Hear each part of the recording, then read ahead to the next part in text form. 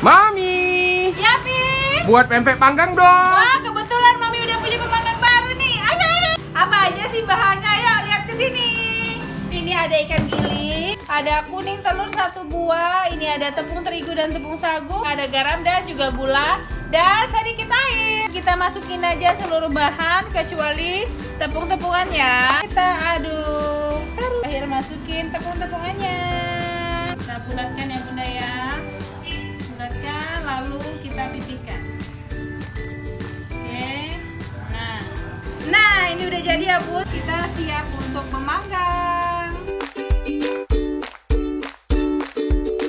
Untuk pembuatan pempek panggang di teflon Bun, biasanya dia nggak akan medok kayak gini. Usahakan untuk dipanggangan ya Bun.